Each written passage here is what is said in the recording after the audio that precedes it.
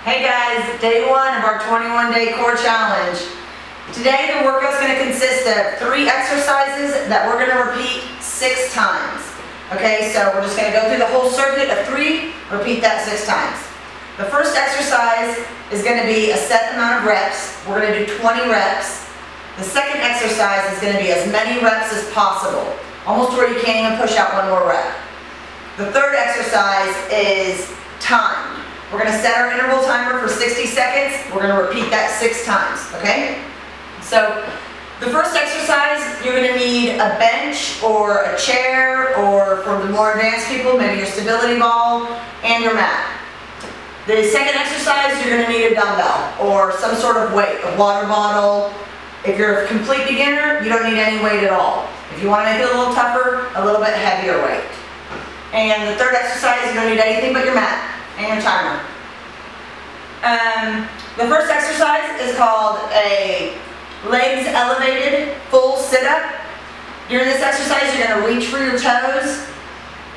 You can also make this exercise harder by not using anything at all, just elevating your legs at a 90-degree angle and maintaining that lift. Okay, so I'm going to show you how to do this exercise. You're going to get down on your mat. You're going to put your legs up. If you're a complete beginner, again, like I said, you don't need anything at all. You can just keep your legs flat on the floor, your feet flat on the floor like this, and perform the exercise. If you want to try and put your legs up on a chair or a bench, you can do that as well. And if you can't maybe do the full sit-up, just do a crunch. The second exercise of this workout is a unilateral work exercise, which means you're going to work both sides of your body separately. So on this exercise, you're going to alternate your sets. So the first set, you're going to do all on one side. The second set, you'll do all on the opposite side, and you're just going to alternate back and forth until all 6 sets are completed.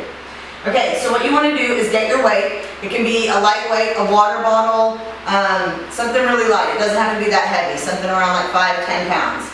If you're a little more advanced, go for the heavier weight. If you're a complete beginner, you don't need any weight at all, okay? What you want to do is spread your feet about hip width apart, a little bit wider than hip width actually. You're going to keep your abs really tight, your back flat, you're going to hinge at your hips, bend over and bring the dumbbell down to your toe, your opposite leg. You're going to start in a T, okay? You want to keep your gaze on the hand without the weight, alright? So each time is going to look like this.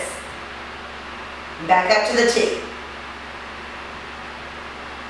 Okay, so I'm going to show you from this angle so you can see that I'm keeping my back flat, my abs tight. Alright, start in your T. Keep your gaze at your hand all the way back up. Alright, you're going to complete one whole set that way, go through your circuit, go back the second time, and do it on the other side. Okay? Alright, the third exercise of this workout is your timed interval. So you're going to get your interval timer, you're going to set it for 60 seconds, and keep it close to you so that when you start, you can jump into position and start your exercise right away. The goal of this exercise is to get as many of these in that time that you have, okay? I'm going to show you how to do this frog. It's a frogger push-up. I'm going to show you how to do it for beginners and how you can make it more advanced. Really, it's just as fast as you can do it. So, you're going to get on your mat. Your hands are going to be a little bit wider than your mat. Your elbows are going to come out wide. With every push-up, you want to line your hands up with your chest. And what that does is it supports all of your joints, because the more muscle you have in between those joints, the more support you have on those joints. So you want to line it up with your chest. Arms are going to be wide. When you come down in your push-up, your elbows are going to come out wide, okay? You're going to be jumping this push-up from your hands to the back of the mat. If you cannot jump, if you're a beginner and you can't jump through the push-ups, you're just going to step it up. And then you're going to drop to your knees to do your push-ups. So I'm going to show you how a beginner push-up will look, okay? So you're going to start in this position, arms lined up.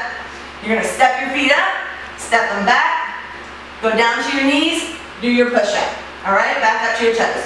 Step them up, back, knees, push up.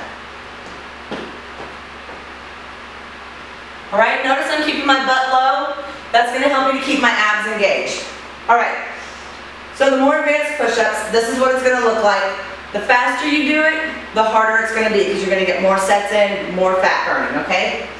So again, wide hands, nice, tall, supported plank.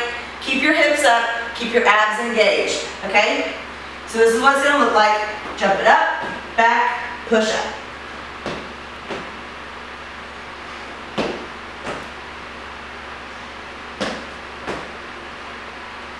Each time I get a really solid plank, okay? You want that with every push-up. Do not compromise your form for your amount, okay? It's quality over quantity when it comes to push-ups and ab work, all right? Okay, so that was your workout for day 1. We've got a lot more exercises on the way, so stay tuned. I hope you guys stick with me for this whole 21 days. It's really gonna lean you out and make you look good for the summer.